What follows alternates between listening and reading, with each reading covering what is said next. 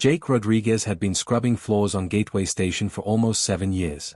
It wasn't glamorous work, but it paid the bills and kept him fed.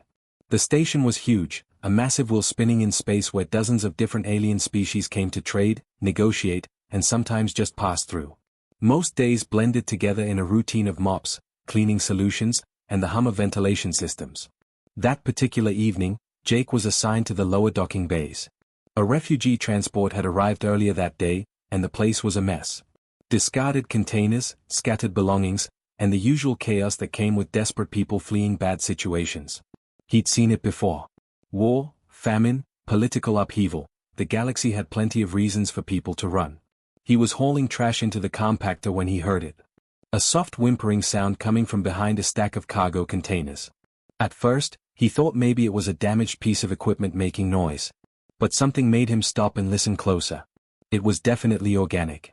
Definitely scared. Jake walked around the containers and found a small shipping crate with its door slightly open. Inside, huddled in the corner, was a child. Not a human child, but a Virion. He recognized the species from the station's diversity training. They had this beautiful crystalline skin that caught the light, usually in shades of blue and purple. They were telepathic, proud, and generally kept to themselves. This little girl looked about 4 years old, maybe younger. It was hard to tell with alien species sometimes.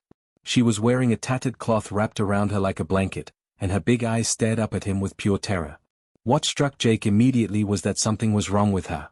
Her left arm looked withered, almost useless, hanging limply at her side. The crystal patterns on her skin that should have been glowing were dull and irregular, like a broken mosaic. "Hey there," Jake said softly, kneeling down to her level. "It's okay. I'm not gonna hurt you." The child didn't respond. Virions communicated telepathically most of the time, but Jake felt nothing.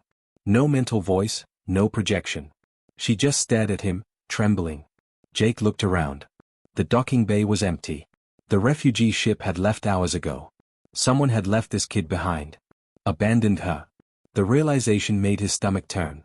He reached out his hand slowly, and after a long moment, she grabbed it with her good hand. Her grip was surprisingly strong. "All right, let's get you out of here," Jake said, gently helping her out of the crate. He took her straight to station security. The officer on duty, a bored-looking woman named Stevens, barely glanced at the child before pulling up protocols on her computer. "Unaccompanied alien minor," Stevens muttered, typing. "We'll send her to the Refugee Processing Center on Outpost 7. They handle these cases." "What kind of place is that?" Jake asked. Stevens shrugged. "Overcrowded, underfunded. Standard refugee facility. She'll get processed eventually." Jake had heard stories about those places. Kids sleeping on floors, limited medical care, sometimes waiting years for placement. He looked down at the little girl still clutching his hand. She was looking up at him like he was the only solid thing in her universe. "What if I wanted to keep her?" The words came out before Jake really thought about them. Stevens looked up, genuinely surprised. "Keep her? Like, adopt her?" "Yeah. You know that's complicated, right? Interspecies adoption requires about 100 different forms, medical clearances, psychological evaluations. Plus, Virions usually handle their own. They've got strict cultural rules about family." "She's disabled," Jake said quietly. "I don't think her own people want her. Someone already threw her away." Stevens studied him for a moment, then sighed. "You sure about this? You're a janitor, Rodriguez. No offense, but you make what, 30,000 credits a year? Raising a kid is expensive. An alien kid with special needs? That's gonna be brutal." Jake looked down at the child again. She was still holding his hand, and now she'd pressed herself against his leg, like she was trying to disappear into his shadow. Something in his chest tightened. He'd been alone since his divorce 3 years ago. His ex-wife had left him, said he was too boring, too content with his simple life. His mom had passed away the year before that. He'd been going through the motions, existing but not really living. "Yeah," Jake said. "I'm sure." The paperwork was a nightmare. It took 6 weeks to get emergency temporary custody, and another 4 months for the adoption to be finalized. Jake had to prove he had stable housing, undergo psychological screening, take courses on Virion culture and biology, and navigate legal systems he barely understood. His tiny apartment suddenly needed to meet safety standards for interspecies habitation. He had to install different lighting because virions absorbed certain wavelengths. His savings account took hit after hit. The little girl stayed with him through all of it. She didn't speak, couldn't project thoughts like her species normally did. Jake learned that most virions started telepathic communication around age 2. At 4, she should have been having full mental conversations. But she was silent in every way that mattered to her people. He named her Lily. It seemed to fit somehow, something simple and beautiful. The first few months were incredibly hard. Lily had nightmares every single night, waking up screaming without sound, her crystals flickering with distress. Jake would hold her until she calmed down, singing old songs his mother used to sing to him. He had no idea if she understood the words, but the rhythm seemed to help. Communication was the biggest challenge. Jake started learning basic sign language and adapted it to work with Lily's limitations. Her weak arm made standard signs difficult, so they created their own system together. Slowly, painfully slowly, they built a language between them. His co-workers thought he'd lost his mind. "Why would you do this?" his supervisor asked one day. "That kid's got nothing but problems. Virions are gonna look down on both of you." Jake just shrugged. "She needed someone. I needed someone. Seems like it worked out." By the end of the first year, Lily had started smiling. She'd figured out their sign system and could tell Jake when she was hungry, tired, or scared. She'd stopped having nightmares every night. And when Jake came home from his shifts, she'd run to the door with her uneven gait and throw her good arm around his legs in a hug. That's when Jake knew he'd made the right choice. Whatever challenges came next, they'd face them together. She was his daughter now, and nothing in the galaxy was going to change that. 10 years had passed since that night in the docking bay, and Jake could barely recognize the scared little girl he'd found. Lily was 14 now, nearly as tall as his shoulder, and far smarter than he'd ever be. Her crystalline skin still didn't glow quite right, and her left arm remained weak, but she'd learned to adapt in ways that amazed him daily. The apartment they shared was bigger now, though still modest. Jake had been promoted twice over the years, moving from basic janitorial work to senior maintenance technician. It paid better, which was good because raising Lily wasn't cheap. Her medical appointments alone cost a fortune. Virion physiology was complex, and finding doctors who understood her disabilities required traveling to specialists across 3 different stations. But the real expenses came from her education. Jake had enrolled her in the station's public school when she was 6. That lasted exactly 2 weeks before the principal called him in for a meeting. "Mr. Rodriguez," the woman had said, her tone dripping with false sympathy, "Lily is a sweet child, but she simply can't keep up with the other students. We don't have resources for someone with her level of special needs. Perhaps a remedial program would be more appropriate." Jake had bitten back his anger. "She's not struggling because she's slow. She's struggling because nobody here knows how to communicate with her. Give her a chance." They'd given her a month. In that time, Lily had figured out how to use a basic translation tablet, typing out responses faster than most kids could speak them. By the end of the year, she was scoring in the top 10% of her class. The principal never apologized, but she stopped suggesting remedial programs. Middle school was harder, though not academically. Kids could be cruel, and Lily stood out in every possible way. Jake would never forget the day he got called to pick her up early. He'd found her sitting in the nurse's office, her crystal patterns flickering with distress, which only happened when she was extremely upset. "What happened?" he'd asked, kneeling in front of her. Lily's hands moved rapidly in their personal sign language. A group of boys had cornered her at lunch, calling her the crystal cripple, and asking why her freak dad had bothered picking her out of the trash. One had knocked her tablet out of her hand, and when she tried to pick it up, they'd kicked it across the cafeteria. Jake felt rage boil in his chest, but he kept his voice calm. "Did you tell a teacher?" She signed back, "What's the point? They'll just say kids are kids." That night, Jake had sat her down at their kitchen table. "Listen to me," he'd said, making sure she could see his face clearly. "Those kids are scared and ignorant. They don't understand you, so they lash out. But you're going to do something amazing with your life, and they're going to be stuck being small, petty people. You hear me?" Lily had nodded, but he could see the hurt in her eyes. Being different was exhausting. The bullying continued, but Lily handled it in her own way. She threw herself into her studies, particularly technology and engineering. By 13, she'd built her first major project, an adaptive gauntlet that fit over her weak arm. It was a beautiful piece of work, combining Virion crystal technology with human mechanical design.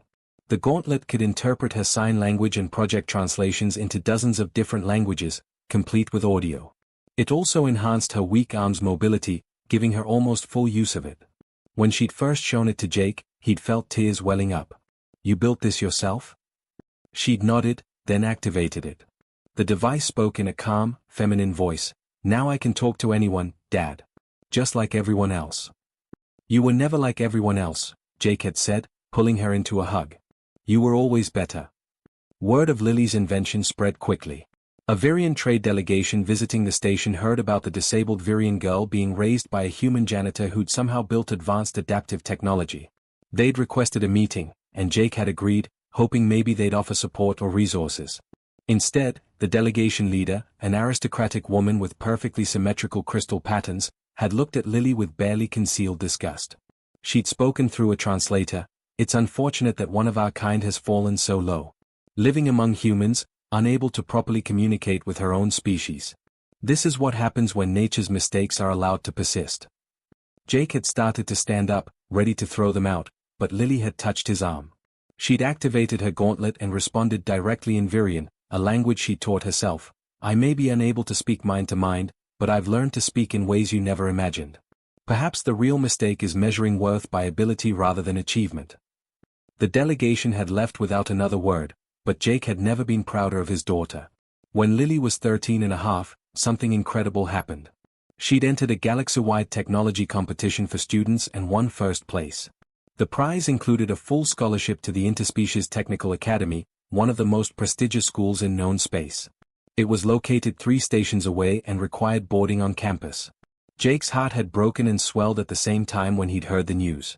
She deserved this opportunity. She'd worked so hard. But the thought of her being gone, of coming home to an empty apartment, made him feel hollow. "You have to go," he told her that night. Lily had signed back. "What if I don't want to leave you?" "Then you'd be making a mistake," Jake had said gently. "This is your chance, sweetheart. To learn from the best, to meet people who'll appreciate your mind. I'll be here when you come back for breaks. I'm not going anywhere." They'd spent the last few weeks before she left making memories. Jake took time off work, something he rarely did, and they explored parts of the station they'd never visited. They ate at the fancy restaurants he usually avoided because of the prices. They stayed up late watching old Earth movies, her favorite pastime. The night before she left, Lily had climbed into bed beside him like she used to when she was little and the nightmares were bad. Her gauntlet translated as she signed, "You saved my life, you know that? If you hadn't found me, I'd be dead in some refugee camp. Or maybe I would have just given up. But you taught me that being different doesn't mean being less. That hard work matters more than natural talent. That love is about choice, not blood." Jake had wrapped his arm around her, his voice thick with emotion. "You saved mine too, kiddo. After your grandma died, after the divorce, I was just going through the motions. You gave me a reason to be better. To work harder. To wake up every morning and try to be the kind of man who deserves to be your dad." "You already are," her gauntlet had said softly. The next morning, Jake had helped her carry her bags to the transport dock. He'd hugged her tight, made her promise to call every week, and watched as she boarded the shuttle. As it pulled away, he'd stood there long after it disappeared, feeling proud and heartbroken and hopeful all at once. His little girl was going to change the galaxy. He was sure of it. Lily had been at the academy for 8 months when the news broke across every station in the sector. The Virian Empress herself was coming to Gateway Station for historic peace negotiations. It was unprecedented. The Virian Empire had been isolated for nearly 3 generations, barely communicating with other species, and certainly never sending their ruler to human territory. Jake heard about it during his morning briefing. His supervisor, a gruff man named Patterson, was reading off assignments when he dropped the bombshell. "All right, listen up. We've got 2 weeks to get the diplomatic wing spotless. The Virian Empress is coming, and if there's so much as a dust particle out of place, it's our heads. Rodriguez, you're on the main team. Congratulations, you get to scrub toilets for royalty." The room had erupted in groans and complaints, but Jake felt something else entirely. Curiosity, maybe. After 10 years of raising Lily, he'd learned a lot about Virian culture, most of it through research and painful trial and error. The Empress was supposed to be this untouchable figure, someone who wielded incredible telepathic power and ruled over billions. He wondered what she'd think if she knew a human janitor had raised one of her people. The next 2 weeks were brutal. Every surface in the diplomatic wing got cleaned 3 times over. They installed special lighting panels that emitted wavelengths Virians found comfortable. They brought in exotic plants from Virian worlds. Security sweeps happened every 6 hours. Jake had never seen the station brass so nervous. The day the Empress arrived, the entire station felt different. Tense. There were guards everywhere, both human security and Virian warriors in ceremonial armor that looked like it could stop a plasma blast. Jake and his crew were confined to maintenance corridors, only allowed out to make emergency repairs. But Jake got lucky, or unlucky depending on how you looked at it. A water recycler malfunctioned in one of the diplomatic suites 3 hours before the Empress was scheduled to arrive. Jake was the most experienced tech available, so he got sent in with 2 guards watching his every move. He was on his knees, elbow deep in the recycler's access panel, when he heard voices in the corridor. The guards at the door snapped to attention, and Jake knew without looking that someone important had just arrived. He kept working, trying to be invisible. "The suite is prepared, Your Majesty," someone said in accented English. "We've ensured everything meets traditional standards." Jake risked a glance over his shoulder and froze. The Empress stood in the doorway, surrounded by attendants and guards. She was tall, even by Virian standards, with crystal patterns that glowed a deep royal purple. She wore robes that seemed to shimmer with their own light, and a crown of crystalline spires rose from her head. But what struck Jake wasn't her obvious power or beauty. It was her eyes. Despite all the regal bearing, despite the perfect posture and the ceremonial makeup, her eyes looked haunted. Tired. There was a sadness there that reminded him of how he'd felt in those dark months after his mother died, when getting out of bed felt like climbing a mountain. The Empress glanced his way briefly, her gaze passing over him like he was part of the furniture, then moved deeper into the suite. Jake finished his repairs as quickly as possible and got out of there. But that glimpse of her face stayed with him. Whatever power and privilege came with that crown, it clearly didn't buy happiness. 3 days later, Jake got a call from Lily. She was breathless with excitement, signing so fast her gauntlet could barely keep up. "Dad, you won't believe this. The Academy is doing a special presentation for the Empress. They want to show her examples of interspecies cooperation and technological innovation. And they picked me. They picked my adaptive communication project to demonstrate." Jake felt pride swell in his chest. "That's amazing, sweetheart. You deserve it." "I'm nervous though," Lily signed. "What if I mess up? What if she thinks I'm a disgrace to our species like that delegation did?" "Listen to me," Jake said firmly. "You've got nothing to prove to anyone. You built something incredible. You've overcome more challenges than most people face in a lifetime. If she can't see that, it's her loss, not yours." Lily had smiled at that, some of the tension leaving her shoulders. "I love you, Dad." "Love you too, kiddo. You're gonna knock 'em dead." The presentation was scheduled for the following evening. Jake tried to get permission to attend, but it was invitation only, and maintenance workers definitely weren't on the list. Instead, he watched a live stream from the break room at work, his co-workers gathered around with varying levels of interest. The Academy's auditorium was packed with dignitaries, academics, and press from a dozen different species. The Empress sat in a special box seat, surrounded by her court. Jake spotted Lily backstage in the feed, looking small and nervous. 3 other students presented first, showing off impressive but fairly standard projects. Then it was Lily's turn. She walked onto the stage with that slight uneven gait she'd never quite lost, her adaptive gauntlet gleaming on her arm. Jake could see her taking deep breaths, steadying herself. She began her presentation, the gauntlet translating her signs into spoken Virian for the audience. She explained how she'd combined human mechanical engineering with Virian crystal technology to create adaptive devices for those with physical or communicative disabilities. She demonstrated the translation function, switching between 6 different languages seamlessly. Then she showed how the gauntlet enhanced her weak arms' mobility, picking up objects she couldn't have held otherwise. The audience was impressed, Jake could tell. There was polite applause, nods of approval. But then something strange happened. The camera panned to the Empress, and Jake saw her expression change. She'd been watching with polite interest, the same face she'd worn for the other presentations. But suddenly, she went rigid. Her eyes locked onto Lily with an intensity that made even the guards around her shift uncomfortably. The Empress stood up abruptly. The entire auditorium fell silent. You could have heard a pin drop. One of her advisors leaned in, whispering urgently, but the Empress waved him away, her eyes never leaving Lily. On stage, Lily had stopped mid-demonstration, clearly confused by the disruption. The Empress stared at her for what felt like an eternity, and Jake saw something impossible happen. The most powerful woman in the Virian Empire, who was supposed to be cold and untouchable, looked like she'd just seen a ghost. Her hand went to her chest, and even through the video feed, Jake could see her crystal patterns flickering with distress. Then, without a word of explanation, the Empress turned and walked out of the auditorium. Her entire entourage scrambled to follow her, leaving behind a confused audience and a bewildered Lily standing alone on stage. The presentation ended in chaos. The moderator tried to recover, thanking Lily and moving on to closing remarks, but nobody was paying attention. Everyone was talking about the Empress's bizarre reaction. Jake tried calling Lily immediately, but her line was busy. He tried again and again, his worry growing with each failed attempt. Finally, 2 hours later, his communication terminal chimed with an incoming message. But it wasn't from Lily. It was from Gateway Station's administrative office. The message was formal and brief. Jake Rodriguez, you are requested to appear for an urgent meeting with the Virian Imperial delegation at 0800 tomorrow. Attendance is mandatory. No legal counsel required but permitted. Matter concerns your adopted daughter, Lily Rodriguez. Jake read it 3 times, his heart pounding. Whatever had happened at that presentation, it had somehow put Lily on the Empress's radar. And judging by that reaction, it wasn't for the reasons he'd hoped. He didn't sleep that night. He just sat in his apartment, surrounded by pictures of Lily growing up, and wondered if he was about to lose his daughter to an empire that had thrown her away once before. Jake arrived at the meeting room 15 minutes early, his stomach in knots.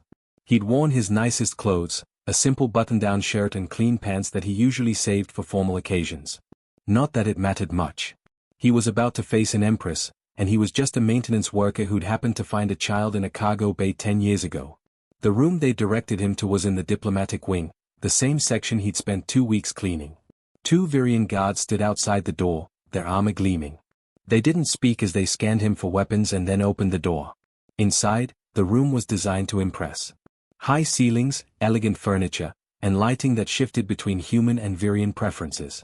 At the far end sat the Empress, still wearing her ceremonial robes though the crown was gone.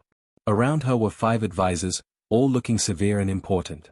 To the side, a human diplomat from the station administration sat looking extremely uncomfortable. Jake's hands were sweating. He'd faced down broken machinery, budget cuts, and screaming supervisors, but this was different. This was power on a level he'd never encountered. Mr. Rodriguez, the Empress said, her voice coming through a small translation device on the table. Please, sit. Jake sat in the chair across from them, feeling like he was on trial. Nobody spoke for a moment. The Empress studied him with those haunted eyes, and Jake had the uncomfortable feeling she was looking right through him. Tell me about the child, she finally said. The one you call Lily. Where did you find her? When? I need every detail. Jake swallowed hard. It was 10 years ago. October 15th, around 8 in the evening. I was cleaning the lower docking bays after a refugee transport had left. Found her hidden in a cargo container, scared and alone. She was maybe 4 years old, had a weak left arm and couldn't communicate telepathically. And no one came looking for her? One of the advisors asked sharply. No one. I checked with station security, filed reports. The refugee ship was long gone, and nobody claimed her. She would have ended up in a processing center, but those places. Jake shook his head. I couldn't send her there. So I adopted her. The Empress leaned forward slightly. Describe her disabilities. Exactly. Jake felt defensive but answered anyway.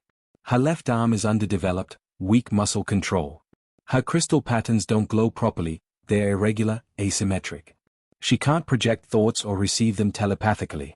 But she's brilliant. She taught herself 6 languages, built adaptive technology that. The pattern, the Empress interrupted, her voice strained.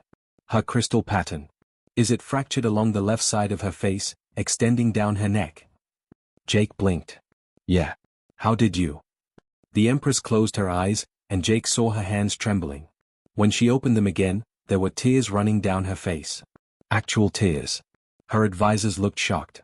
One started to speak, but she held up a hand to silence him. 14 years ago, the Empress began, her voice thick with emotion, I was not yet Empress.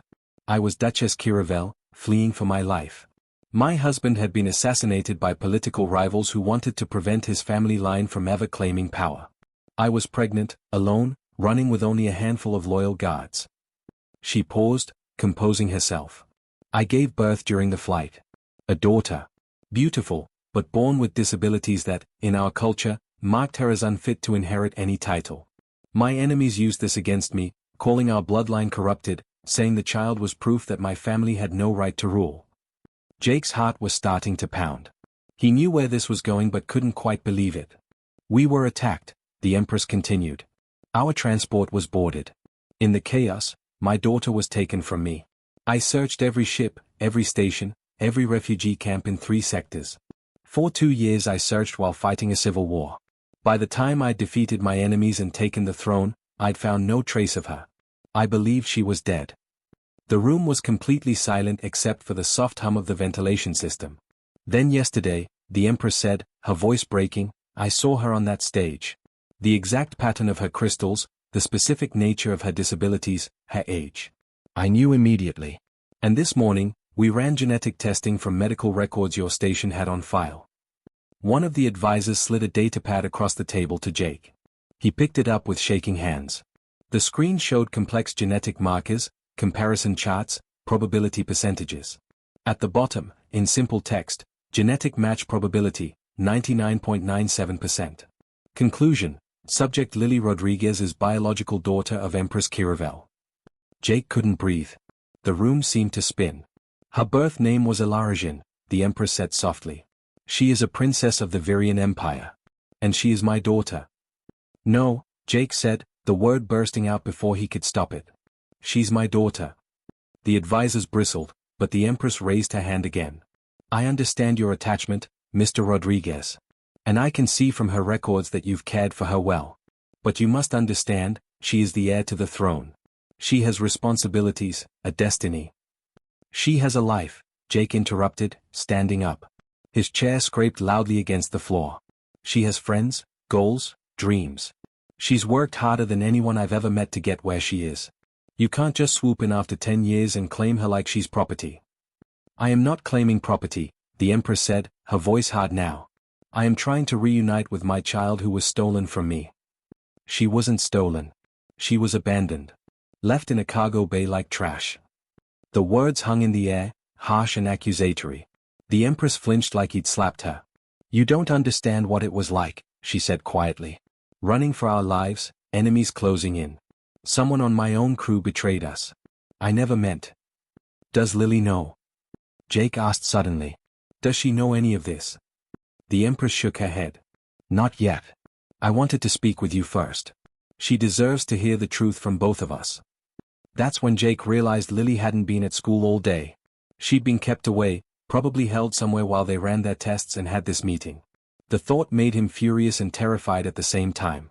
I want to see her, Jake said. Right now. Before you tell her anything, I need to see my daughter. The Empress studied him for a long moment, then nodded. Of course. She's in the adjacent room. She's been asking for you. They brought Lily in, and Jake's heart broke at the sight of her. She looked scared and confused, her crystal patterns flickering with anxiety. The moment she saw him, she ran across the room and threw her arms around him.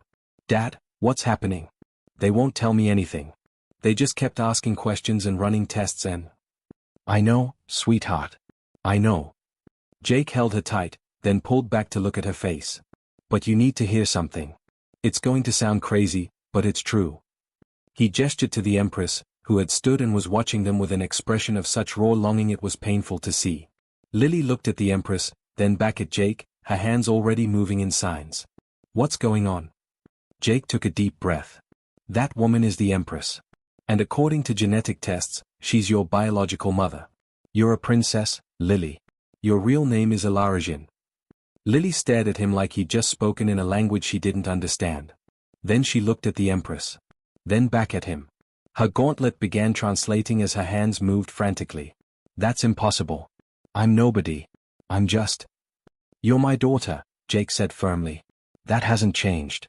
That will never change. Lily turned to face the Empress fully, her eyes searching the older woman's face. The Empress stepped forward slowly, as if approaching a frightened animal. I lost you, the Empress said through her translator, tears streaming down her face again. For 10 years, I thought you were dead. Every day I mourned you. And now you're here, alive, grown, accomplished. You're everything I hoped you'd be.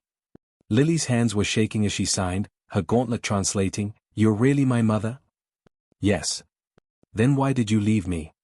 The simple question, asked in a child's hurt voice through the mechanical translation, made the Empress sob openly. "I didn't mean to. We were attacked. You were taken. I searched everywhere." Lily stood frozen, processing this information. Then she turned back to Jake, and her next signs made his heart shatter. "Are you still my dad?" Jake knelt down so he was eye level with her, even though she was 14 and almost as tall as him now. "Always. Biology doesn't change that. You're my daughter, Lily. Nothing and nobody can change that. Ever." Lily looked between them both, tears rolling down her own face now. Her crystal patterns were flickering wildly, something that only happened when she was completely overwhelmed. "I don't know what to do," her gauntlet translated. "I don't know what I'm supposed to feel." The Empress spoke gently, "You don't have to decide anything right now. We have time." But Jake saw the advisors exchanging glances, and he knew that wasn't entirely true. Politics and duty were already circling like vultures. This wasn't just about a mother finding her daughter. This was about an empire, a throne, and a future that Lily had never asked for. The next 3 days were a nightmare. The news had leaked somehow, probably through one of the advisors or palace staff, and suddenly the entire galaxy knew that the Virian princess had been found alive, raised by a human janitor on Gateway Station. The media went absolutely insane. Jake couldn't leave his apartment without being swarmed by reporters. They camped outside his door, shouting questions about Lily, about the Empress, about whether he'd known who she was. His communication terminal rang constantly. The station had to assign security just to keep the crowds back. Lily was staying in the diplomatic wing under heavy guard. Jake had been allowed to visit her twice, but it wasn't the same. There were always advisors present, always protocol officers hovering nearby. She looked exhausted and overwhelmed, signing to him that she just wanted everything to go back to normal. But normal was gone. That much was clear. On the 4th day, Jake received a summons to appear before the Virian Imperial Council. They'd convened an emergency session specifically to address what they were calling the succession crisis. The Empress had requested his presence, though the formal wording made it clear this wasn't really optional. The council chamber had been set up in one of the station's largest conference rooms. 12 Virian nobles sat in a semicircle, their crystal patterns glowing with importance. The Empress sat at the center, looking regal but tired.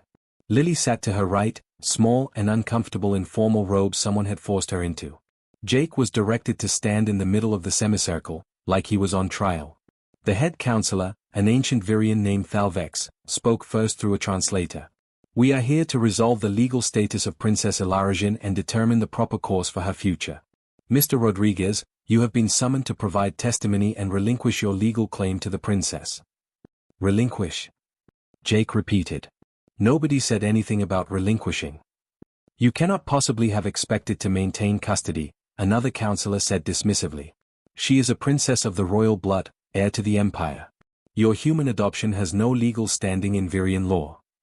Jake felt his temper rising. "My adoption has legal standing in Federation law, which this station operates under. Lily is a Federation citizen. She has rights." "She is Virian," Thalvex said coldly. "She belongs with her people, learning our ways, preparing for her duties. Your service in keeping her alive is noted and appreciated. You will be compensated generously." "I don't want compensation. I want my daughter." The room erupted in angry Virian voices, all speaking over each other. Jake caught fragments through the translators: presumptuous human, no understanding of tradition, impossible situation. The Empress held up her hand, and silence fell immediately. She looked at Jake with those sad eyes, and he saw the conflict there. Mother versus ruler. Heart versus duty. "Mr. Rodriguez," she said carefully, "no one questions your love for my daughter or the care you've provided. But surely you can see this is bigger than personal attachment. Ilarijan has a responsibility to her people. The Empire needs an heir, and she is the only legitimate claimant." Jake looked at Lily. She was staring at her hands, her crystal patterns dim. She hadn't signed a single word since he'd entered the room. "What does Lily want?" Jake asked. "Has anyone bothered to ask her?" "She is 14, Thalvex said. "Too young to understand the implications of such decisions. She's smart enough to build technology your best engineers couldn't match. I think she's smart enough to have an opinion on her own life. The Empress looked at her daughter. Narration? Do you wish to speak? Lily's hands trembled as she raised them. Her adaptive gauntlet translated as she signed, I don't know what I want. Everything is happening too fast. A week ago, I was just a student. Now I'm supposed to be a princess? I don't know how to be Virian royalty. I don't know their customs or traditions. I can't even communicate the way they do. You will learn, Thalvex said. With proper instruction and time away from human influence. Away from my dad, you mean, Lily's gauntlet said. Her hands moved faster now, more confident. The man who found me when I was abandoned. Who spent his life savings on my medical care. Who worked double shifts so I could go to school. Who taught me that being different doesn't mean being worthless. You want me to just forget him? No one expects you to forget, the Empress said gently. But you must understand, there are expectations, duties. That I never asked for, Lily interrupted. Her crystal patterns were starting to glow brighter, flickering with emotion. I'm sorry you lost me. I'm sorry for what you went through. But I can't just become someone else because it's convenient for the Empire. Jake had never been prouder of her. Another counselor spoke up, this one younger than Thalvex. The child makes valid points, but sentiment cannot override law and tradition. We have never had a situation where the imperial heir was raised outside our culture. The precedent this sets is dangerous. Then maybe your precedents need to change, Jake said. Everyone turned to stare at him. He took a breath and continued. Look, I'm not stupid. I know I can't give Lily what you can. I can't teach her about Virian history or politics. I can't prepare her to rule an empire. But she spent 14 years learning to bridge different worlds. She speaks 6 languages. She understands both human and Virian thinking. Maybe that's exactly what your empire needs. A human-raised cripple as Empress. Thalvex said scornfully. Unthinkable. I'm standing right here, Lily's gauntlet said sharply. And I'm not a cripple. I'm disabled. There's a difference. My disabilities taught me to think differently, to find solutions others miss. If that makes me unfit to lead, then your empire has bigger problems than who raised me. The room fell silent. Even Thalvex looked taken aback. The Empress stood slowly. My daughter makes an interesting point. Perhaps we've been approaching this incorrectly. She looked at Lily with something like wonder. You've grown up between 2 worlds. You've learned to adapt, to innovate, to see beyond traditional limitations. These are not weaknesses. These are strengths. Your Majesty, Thalvex protested, you cannot seriously consider. I can and I will, the Empress said firmly. For too long, our empire has been isolated, rigid, unwilling to change. Perhaps what we need is someone who understands both tradition and innovation. Someone who knows what it means to be an outsider. She turned to address the full council. I propose a compromise. Narration will be formally recognized as Crown Princess and heir to the throne. She will divide her time between the Imperial Court and Gateway Station. She will learn our ways while maintaining her connection to the human world that shaped her. And Jake Rodriguez will be legally recognized as her father in both Federation and Virian law. The council exploded in protests. Impossible. Against all tradition. We cannot legitimize this human's claim. The Empress's crystal patterns flared with power, and her voice cut through the noise like a blade. I am your Empress. I have heard your counsel. Now hear my decision. My daughter was lost to me once. I will not lose her again by forcing her to choose between her past and her future. She will have both, or she will have neither, and I will name another heir. The threat hung in the air. Thalvex looked furious but said nothing. The other counselors exchanged uncertain glances. Lily stood up, her gauntlet translating as she signed, I want to know my heritage. I want to meet my mother properly, learn about my birth family. But I won't give up who I am or who raised me. If I'm going to be a princess, I do it my way. Both human and Virian. Both adapted and adapting.